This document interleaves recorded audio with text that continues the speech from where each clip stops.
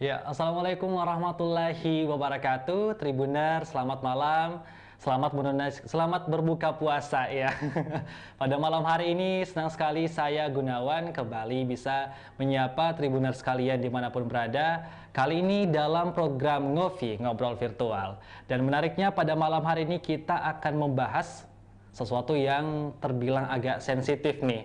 Tapi memang ini juga kasus ini juga memang sudah akrab di lingkungan sekitar kita, banyak yang membicarakan hal-hal tersebut. Nah, untuk itu saya tidak akan sendiri karena pada malam hari ini saya sudah kedatangan tamu melalui virtual. Yakni ada Ibu Dr. Andi Oktamaya Tenri Awaru MPD. Beliau ini merupakan dosen sosiologi UNM. Assalamualaikum Ibu, selamat malam.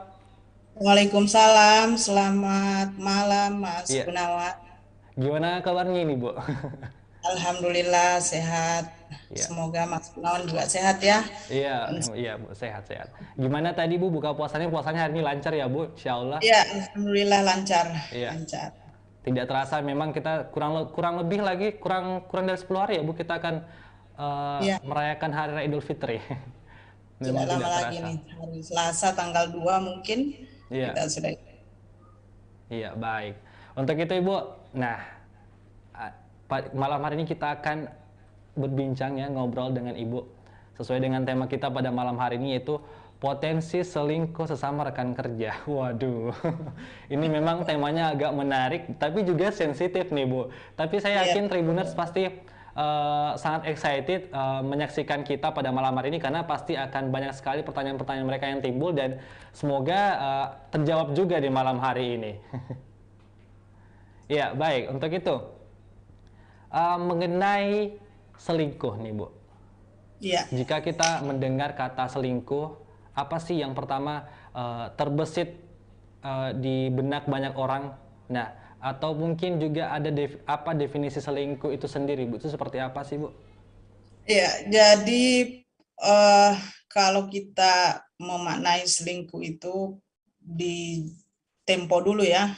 Selingkuh itu hubungan yang istimewa yang dengan orang ketiga yang dimiliki oleh seorang suami atau istri di luar pernikahan.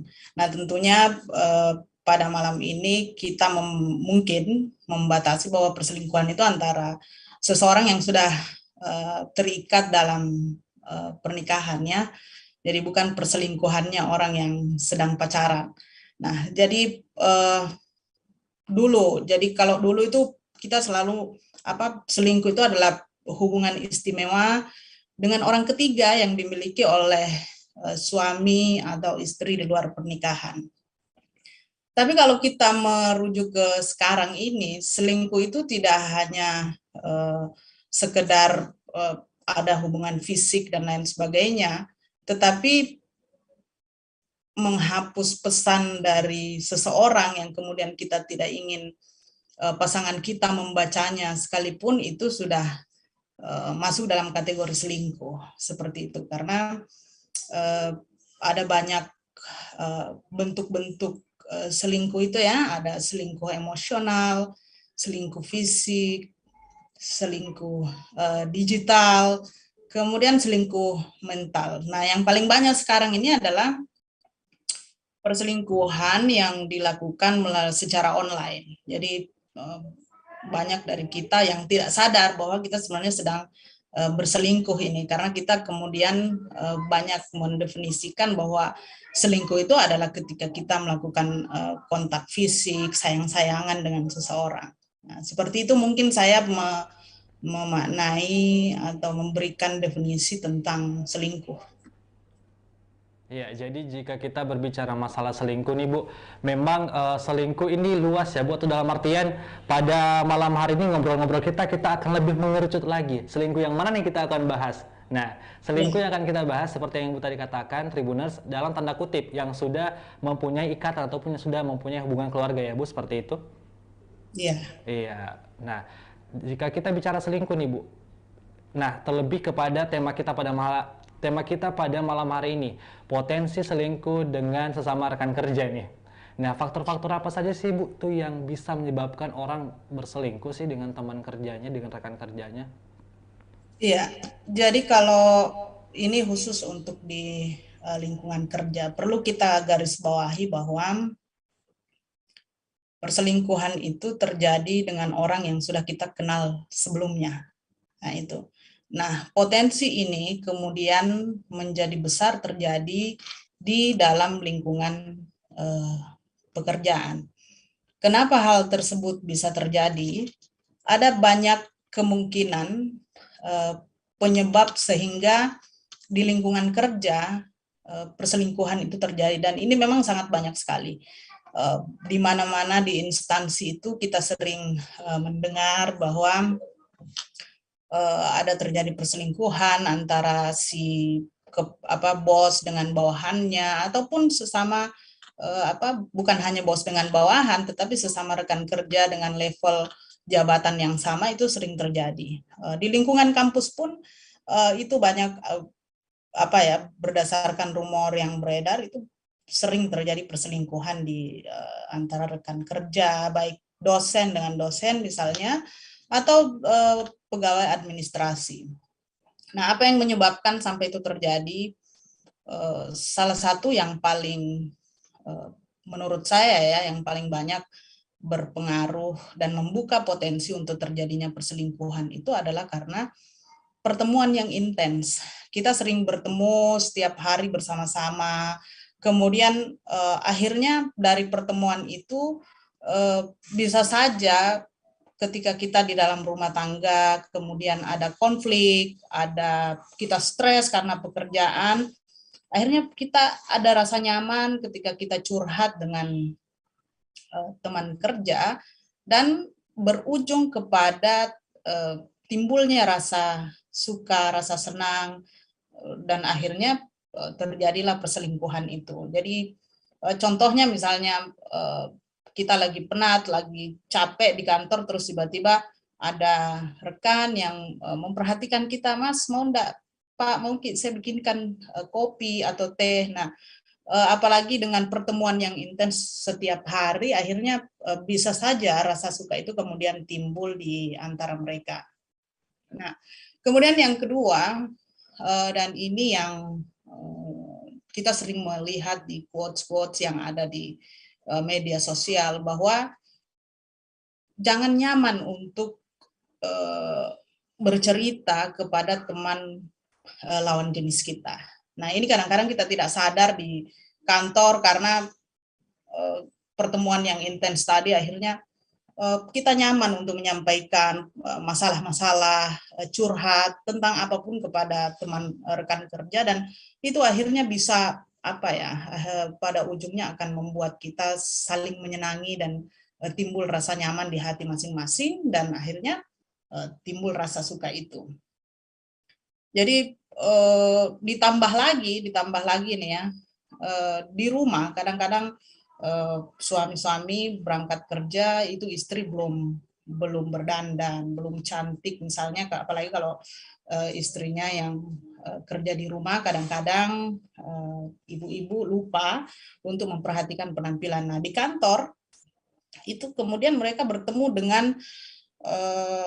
perempuan atau rekan kerja wanita yang terlihat segar, wangi sepanjang hari di pertemuan di kantornya, sehingga akhirnya membuat mereka tertarik dengan itu. Jadi penampilan dari rekan kerjanya ini bisa saja menjadi salah satu daya tarik yang membuat mereka kemudian ingin menjalin hubungan-hubungan yang lebih intim lagi. Ya, seperti itu menurut saya yang potensi-potensi yang kemungkinan terbuka lebar untuk terjadinya perselingkuhan dengan rekan kerja. Iya, jadi memang kalau kita berbicara masalah faktor-faktor ataupun potensi yang membuat orang itu bisa berselingkuh itu ada banyak ya Bu. Jika kita lihat Iya, dari faktor internal itu memang kadang juga ada memang beberapa orang yang memang itu bawaannya atau biologisnya ya Bu, seperti itu. Juga ada memang jika kita lihat dari segi faktor internal. Nah, seperti yang Ibu tadi katakan, latar belakangnya itu pertama karena pertemuan yang intens ataupun sering bertemu di kantor. Terus yang kedua juga diawali dengan perhatian-perhatian kecil. Nah, Ditambah lagi jika memang ada masalah di rumah ya Bu, jadi memang Iya, hal itu menjadi sangat berpengaruh ya Bu, eh, terjadinya perselingkuhan di tempat kerja seperti itu. betul, betul. Nah, memang jika kita lihat ternyata Mas Aris dan Mbak Lydia ini tidak hanya di dunia film saja ya, Bu. Memang ada juga di dunia nyata ya. Jadi ini bukan hanya Iya, sekedar cerita sinetron ataupun series belaka, tapi memang juga di dunia nyata itu ada perselingkuhan di tempat kerja seperti itu. iya. Jadi kenapa sampai serial Layangan Putus itu menjadi trending, Ya, viral? Itu karena memang apa yang terjadi di situ itu banyak sekali terjadi dalam nah kehidupan nyata kita. betul Itu sekali Bu. banyak Jadi sekali memang relate dengan kehidupan nyata orang-orang. itu yang jadi Nah, apa? Kalau isunya tentang selingkuh itu sepertinya masyarakat kita itu langsung apa ya? ya Langsung langsung, tertarik begitu. ya Sama langsung tadi ini excited ya dengan Bu. saya Langsung boom gitu. apa tadi menjadikan status saya di WA, Nah, kemudian saya masukkan di IG, di status IG saya itu langsung mahasiswa tuh banyak yang chat siap Bu untuk ikut. Ada iya. beberapa mantan mahasiswa juga dulu. Saya nonton Bu ini karena temanya menarik seperti Iya. itu. Jadi memang jika kita lihat feedback orang-orang itu memang sangat ini ya Bu, sangat excited dengan tema yang kita angkat pada malam hari ini karena memang Iya, sangat relate di beberapa kehidupan orang-orang di luar sana.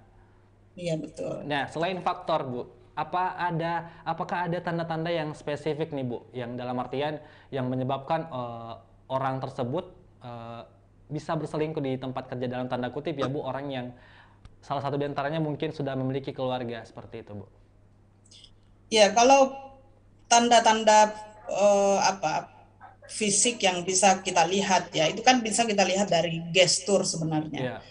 Kalau dia salah satu kalau dia di rumah misalnya pada saat ada WA yang masuk, chat yang masuk, itu disembunyikan, kemudian Nah, HP punya password, HP itu selalu di tangan, tidak pernah iya. diletakkan. Kalau ada telepon terus buru-buru lari keluar, terima Nah, telepon. betul. Nah, itu menurut saya ciri-ciri yang paling bisa kita baca dari gestur tubuh dari seorang yang kemungkinan besar itu sedang berselingkuh.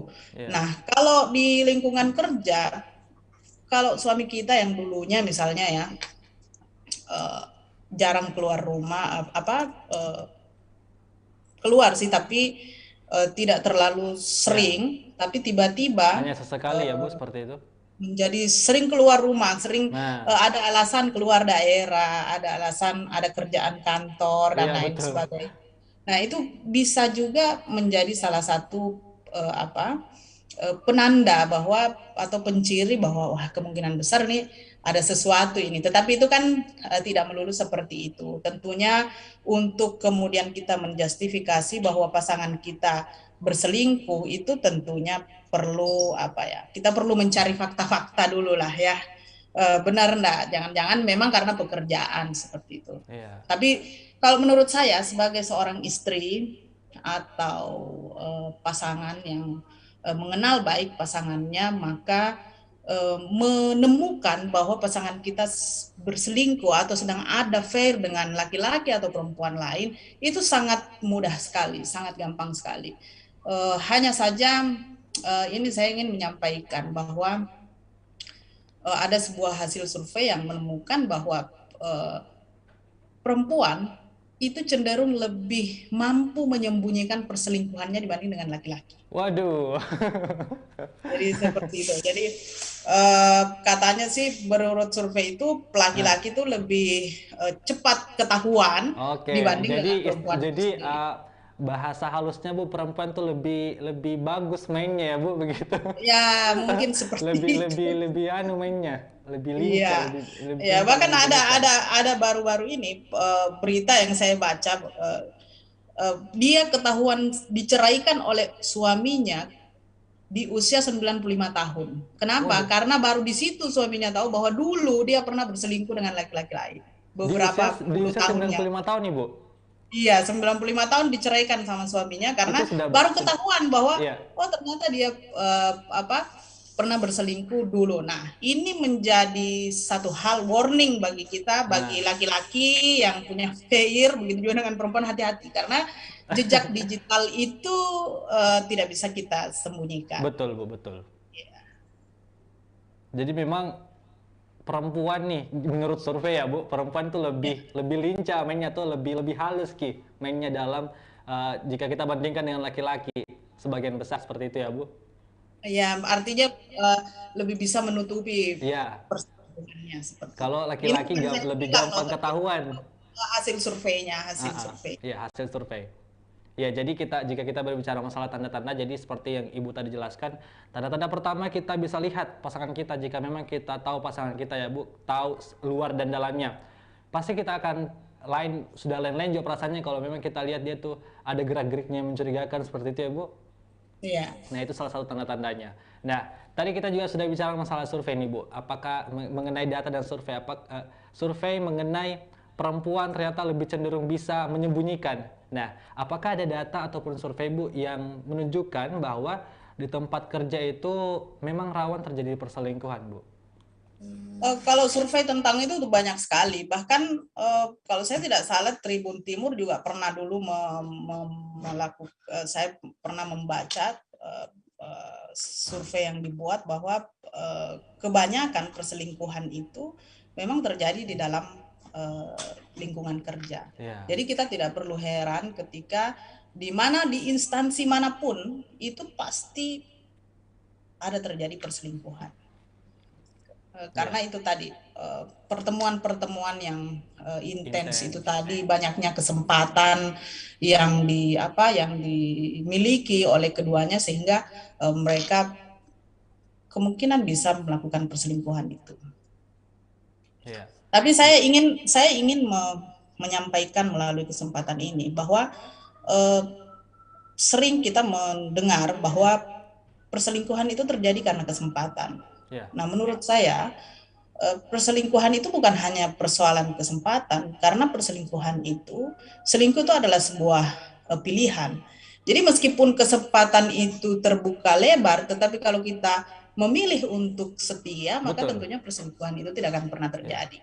Jadi kalau ada yang menyatakan bahwa dia selingkuh karena kesempatan yang dimiliki banyak dan lain sebagainya, kalau menurut saya itu hanya sebuah pembenaran saja terhadap apa yang dia lakukan. Ya betul sekali, saya juga setuju dengan Ibu. Seberapa lebar pun kesempatan itu, kalau memang pilihan kita untuk tetap setia dan tidak masuk ke dalam ranah itu ya, tidak akan terjadi apa-apa ya Bu, seperti itu. Iya. Bahkan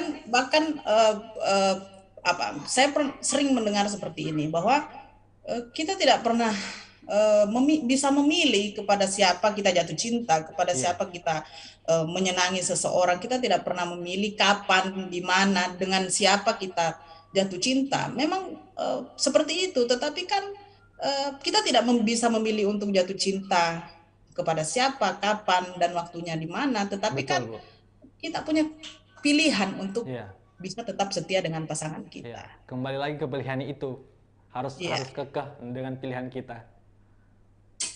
Iya, berbicara masalah tadi kita sudah membahas Bu, memang menurut banyak sekali survei membuktikan bahwa ternyata tempat kerja itu merupakan salah satu tempat yang memang rawan terjadi perselingkuhan. Nah, sekarang kita berbicara masalah karir ataupun profesi apa nih Bu yang memang sering ataupun mendominasi terjadinya perselingkuhan?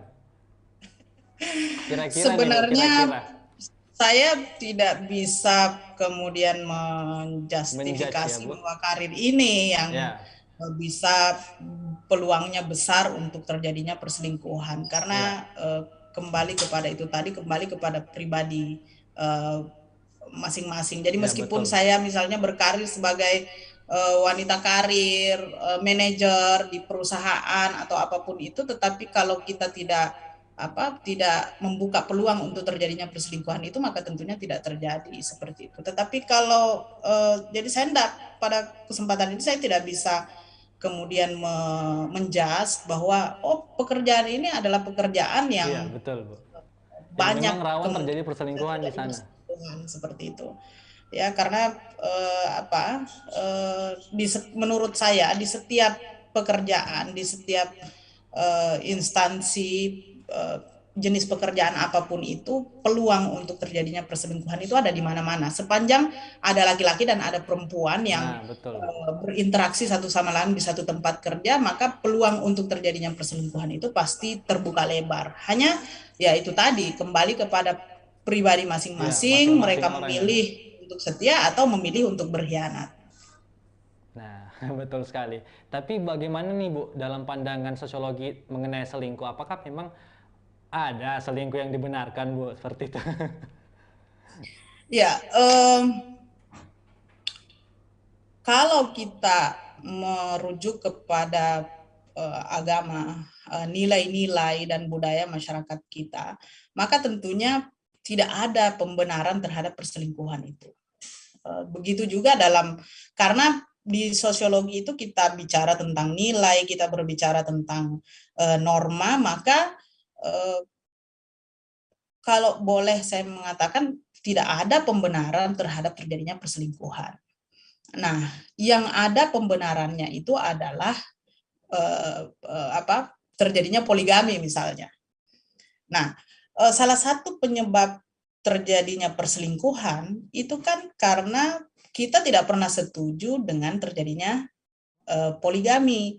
Nah, karena tidak disetujui poligami, ya akhirnya laki-laki itu kemudian berselingkuh. Jadi kalau dalam dimanapun dan apapun, ilmu apapun, menurut saya itu tidak akan pernah membenarkan terjadinya perselingkuhan. Kalau memang merasa butuh lebih dari satu, kenapa kita tidak menjadikan hubungan itu menjadi sebuah hubungan yang halal? Nah, tapi tentunya ini punya alasan kenapa seperti itu.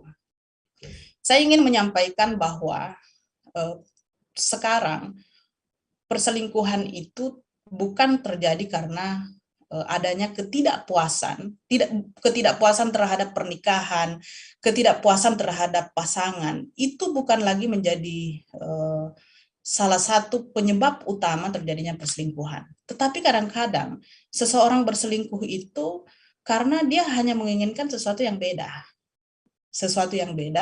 yang kemungkinan dia tidak dapatkan misalnya di dalam pasangannya. Pengen berbeda saja. Sebenarnya dia mencintai pasangannya, dia masih menyayangi pasangannya, masih tetapi ingin merasakan sesuatu hal yang beda sehingga dia melakukan itu. Sehingga kadang-kadang kita melihat di dalam di perselingkuhan itu kadang-kadang kok ini cantiknya istrinya, suaminya kok gagahnya suaminya, punya pekerjaan yang baik, begitu juga misalnya ketika yang selingkuh itu adalah suami, wah istrinya sudah sangat cantik, punya pekerjaan yang baik, anak-anak yang soleh dan soleha, tapi kok dia masih selingkuh. Nah, itu kemungkinan besar bukan karena adanya ketidakpuasan dan lain sebagainya, tapi karena pengen mencoba sesuatu yang beda Iya. saja, seperti itu. Jadi memang seperti yang Ibu katakan tadi, memang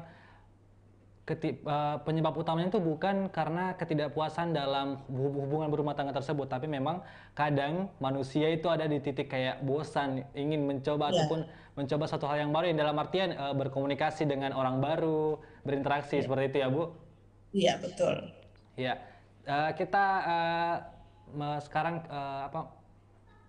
melihat nih, selain kasus di film si Mas Aris, antara Mas Aris, Mbak Kinan dan Mbak Lydia, memang sekarang kita akan membahas kasus-kasus yang di dunia nyata nih, Bu. Baru-baru ini juga viral di media sosial, ada seorang ibu rumah tangga yang ditinggal tarwih oleh suaminya. Ternyata pas pulang tarwih suaminya memergoki Iya, istrinya berselingkuh.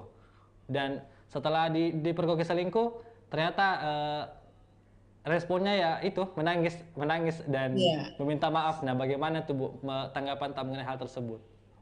Kasus-kasus Jadi tersebut. begini, kalau kalau melihat ke kasus itu ya, karena saya juga mengikuti berita itu, pasangan dari perempuan ini kan pasangan yang usianya di bawah dari perempuan itu ya. Jadi kalau Nah, istilah sekarangnya itu brondong yang dia iya, temani selingkuh.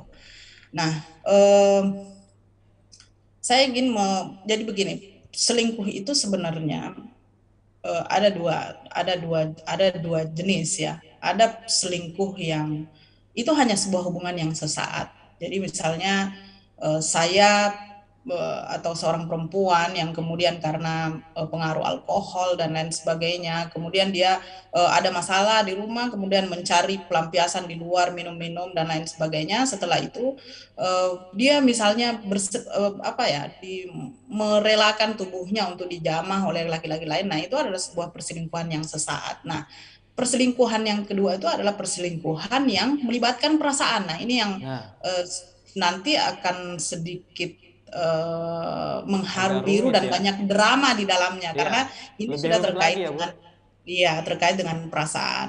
Nah, kalau melihat dari kasus itu karena kita juga mendapat informasinya hanya melalui media sosial ya. Ya, kemungkinan apa ke perselingkuhan yang terjadi itu adalah sebuah perselingkuhan yang eh, bukan bukan sesaat, tetapi perselingkuhan yang memang melibatkan perasaan di dalamnya. Karena kok sampai di rumahnya gitu.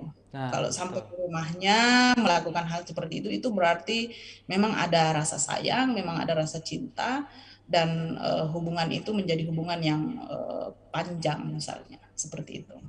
Nah, ya tadi itu kasus pertama ya, Bu. Kasus kedua ini juga ada sekitar 1 tahun yang lalu sih. Seorang pramugara yang juga dipergoki oleh istrinya di rumahnya berselingkuh dengan wanita lain yang juga merupakan rekan kerjanya, seorang pramugari. Iya, Buruk dan parahnya si pramugari ini malah membela selingkuhannya dibanding istrinya seperti itu, Bu. Nah, jadi iya. memang si istri juga serba salah mengenai kasus ini. Bagaimana tanggapan Ibu mengenai hal itu? Iya, jadi kalau sudah seperti itu ya memang berarti suaminya sudah tidak punya perasaan apa-apa kepada istrinya. Memang mungkin dia sudah merasa jenuh dan memang hanya mencari-cari masalah saja kalau menurut saya. Kemudian masalah itulah yang dijadikan sebagai alasan untuk terjadinya perceraian. Karena kalau dia masih mencintai istrinya, maka apapun alasannya, maka dia pasti akan kembali kepada istri yang kepada istrinya, bukan kepada, pasti dia akan lebih membela Iya, istrinya dibanding dengan selingkuhannya. Nah, ini kemudian menunjukkan bahwa hubungan antara pilot dengan uh, pramugari pasangan tadi selingkuhnya itu adalah sebuah hubungan yang sudah melibatkan perasaan. perasaan yang mendalam, Iya. bukan lagi hanya sekedar have fun, bukan, tapi memang sudah ada perasaan cinta atau sayang di dalamnya. Jadi kasus ini memang masuk di kategori selingkuh opsi kedua tadi ya, bukan opsi selingkuh Iya, pertama tuh yang selingkuh sesaat saja. Nah, iya, di opsi kedua sesaat. ini selingkuh yang sudah melibatkan perasaan. Iya, Nah, dan parahnya lagi ada yang sampai melakukan pembunuhan nih, Bu. Seperti yang iya. juga terjadi baru-baru di Kota Makassar. Ada kasus dari Bapak Kasatpol PP Makassar juga di Sub Makassar. Ini terlibat cinta segitiga sampai-sampai saling melakukan pembunuhan, Ibu. Bagaimana tanggapan Ibu Ya, mengenai hal itu? jadi begini, saya juga membaca dan terus mengikuti perkembangan di situ. Berita terakhir yang saya baca di situ bahwa dia menceritakan profil dari perempuan tersebut. Nah, di situ disebutkan bahwa perempuannya ini adalah seorang janda. Nah, ini juga kemudian menjadi presiden buruk bagi kita perempuan ya, karena apa ya, eh, kalau kita sudah tanda kutip kita berstatus janda itu kemudian ini semakin memperburuk apa stigma janda di masyarakat, karena kemudian dengan dia melakukan perselingkuhan seperti itu, menjalin hubungan dengan dua orang laki-laki dan akhirnya berujung pada terjadinya pembunuhan, ini semakin membuat perempuan berada pada posisi yang salah. Saya mohon maaf, saya ingin menyampaikan ini bahwa bukan karena saya perempuan, tetapi saya ingin menyampaikan seperti ini. Tidak ada orang yang bisa direbut kalau dia tidak mau direbut, seperti itu.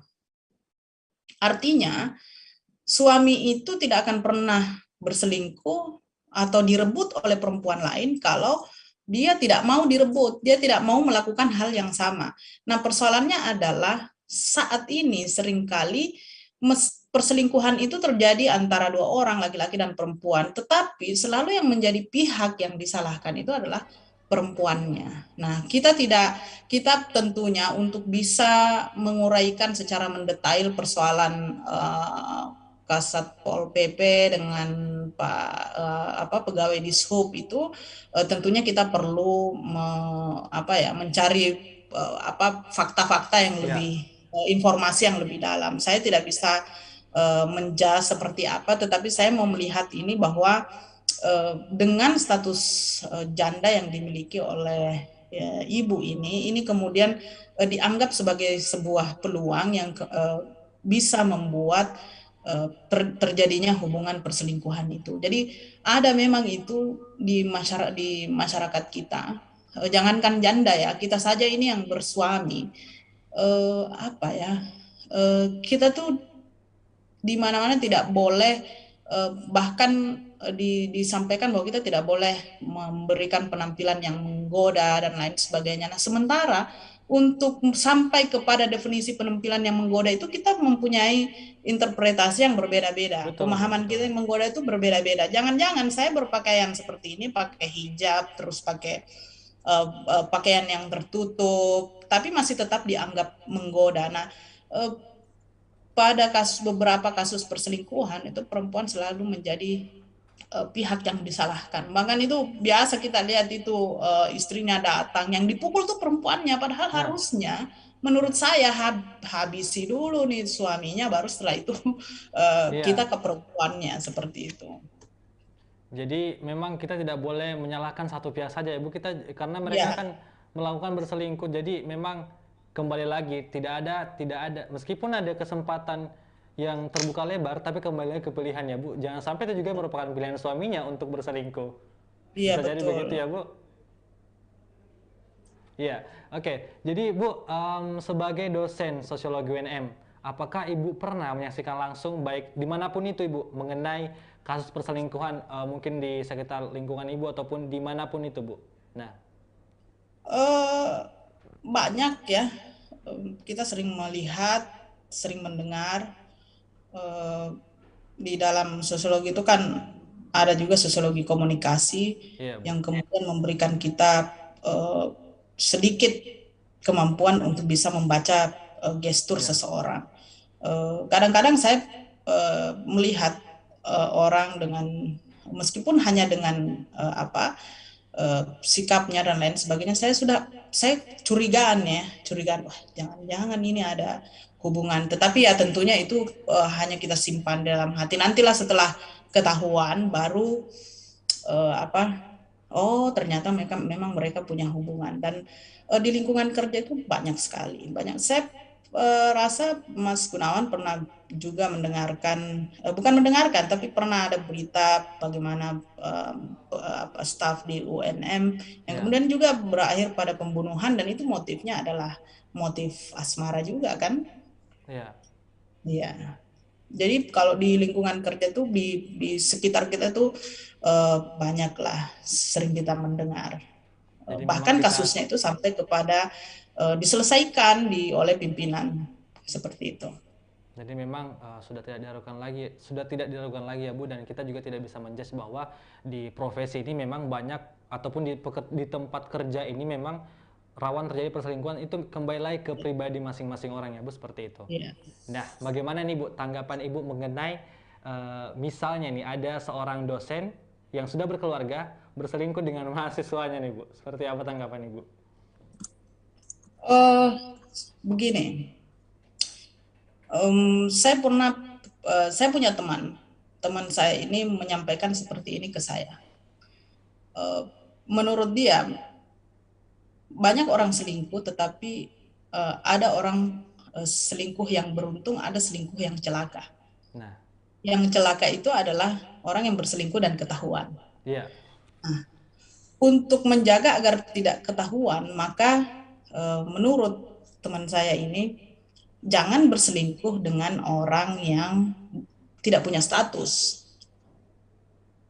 Artinya Kalau yang kita temani selingkuh itu adalah orang yang tidak punya status, maka kemungkinan dia untuk membongkar hubungan itu sangat besar sekali. Iya, Tetapi kalau yang yang kita temani berselingkuh itu adalah orang yang mempunyai status, maka kita berdua itu akan menjaga agar hubungan itu jangan sampai ketahuan. iya, Nah, hubungannya dengan pertanyaannya tadi, eh, kalau dosen laki-laki dengan dosen perempuan itu, sorry, dengan mahasiswa perempuan itu mungkin saja bisa terjadi. Dan saya pernah juga pernah ada kasus yang saya saksikan langsung di mana dosennya berselingkuh dengan mahasiswanya yang kemudian berujung pada pernikahan dan mereka punya anak dan bercerai dengan istri yang pertama. Nah, tapi kalau dosen perempuan ya dengan dosen laki-laki itu masih sampai saat ini saya belum pernah iya. mendengar dan belum pernah melihat kejadian seperti itu. Iya, jadi memang jika kita berbicara masalah perselingkuhan ini Bu, memang agak berat ya. Maksudnya Iya, faktor-faktor apapun yang menyebabkan perselingkuhan itu terjadi memang tidak dibenarkan ya Bu. iya, Ya, betul. berdasarkan nilai-nilai agama, memang itu selingkuh ini tidak dibenarkan dengan alasan apapun itu. Iya, Meskipun memang ada kesempatan yang terbuka lebar, tapi jika kita memilih untuk tetap setia dan tetap kekeh dengan, maksudnya tetap kekeh dengan pilihan kita untuk terus bersama pasangan kita, itu hal ini tidak akan terjadi. Seperti itu ya Bu. iya, betul. Ya baik, untuk itu Bu, sebelum kita mengakhiri ngobrol-ngobrol kita pada malam hari ini, mungkin ada sedikit closing statement dari Ibu ataupun harapan-harapan kedepannya untuk tidak lagi sering terjadi kasus-kasus perselingkuhan di luar sana Bu. Silakan.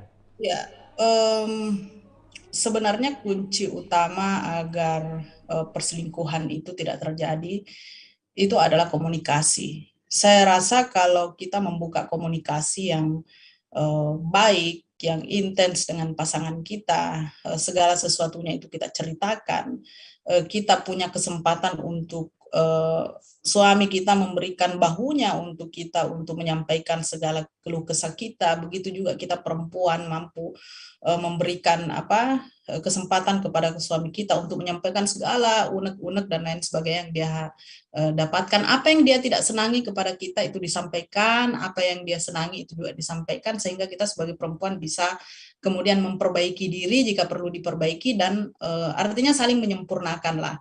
Nah, supaya tidak terjadi, yaitu tadi komunikasi itu sangat penting untuk kita jalin antara suami istri.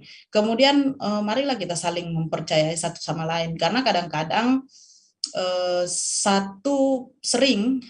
seseorang berselingkuh itu karena awalnya dia sih tidak mau, tetapi karena adanya ketidakpercayaan yang terus-menerus dibangun oleh salah satu pasangan, sehingga akhirnya dia pikir lebih baik saya selingkuh nih karena saya sudah setia, saya sudah melakukan yang terbaik, saya sudah ini, tapi dia masih tetap menganggap saya melakukan perselingkuhan. Jadi dari itu dua hal pokok ini merupakan menurut saya itu salah satu cara kita agar perselingkuhan itu tidak terjadi.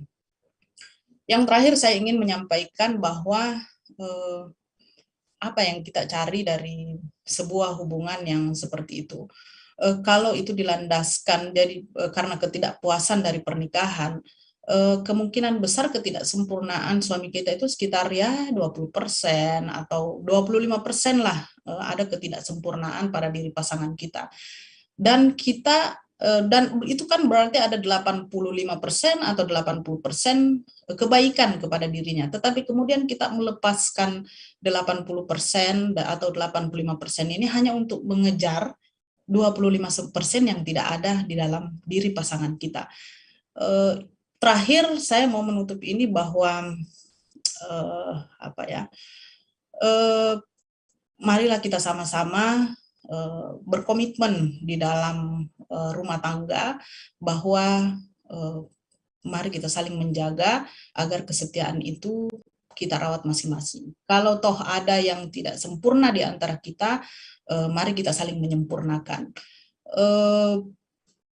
Mari kita mengubah definisi mencintai itu bukan hanya sekedar memberi, tetapi mengubah definisi cinta itu dengan menerima segala kekurangan dan apapun yang menjadi ketidaksempurnaan dari pasangan kita. Saya rasa dengan seperti itu, bagaimana tidak sempurnanya pun pasangan kita, ketika kita meyakini bahwa sebagai untuk menjaga rumah tangga ini, maka kita harus saling menerima dan saling menyempurnakan satu sama lain.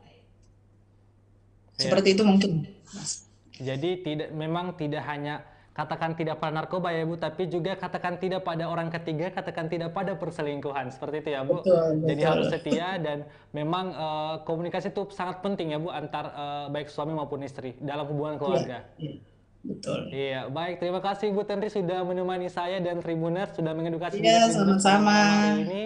Ya, Ya, sehat-sehat Ki Bu. Semoga di lain kesempatan kita bisa bertemu lagi dan amin. bincang-bincang Saya juga mengenai. terima kasih banyak sudah diberikan kesempatan Iya, untuk menyampaikan pendapat saya mengenai perselingkuhan di iya. sini di Tribun ini. Terima kasih banyak. Ya, kembali saya juga ucapkan terima kasih Bu sudah ikut mengedukasi Tribuners dimanapun berada mengenai tema kita pada malam hari ini. Dan semoga di lain kesempatan kita bisa bertemu lagi di luar sana Bu dan sharing mengenai banyak hal lagi. Ya, terima kasih banyak Bu. Selamat malam. Ya, untuk itu Tribuners, terima kasih sudah menyaksikan program Ngopi Ngobrol Virtual. Dan terus saksikan program Ngopi Ngobrol Virtual di hari-hari berikutnya. Untuk itu saya Gunawan pamit mewakili kru yang bertugas dan sampai jumpa. Wassalamualaikum warahmatullahi wabarakatuh.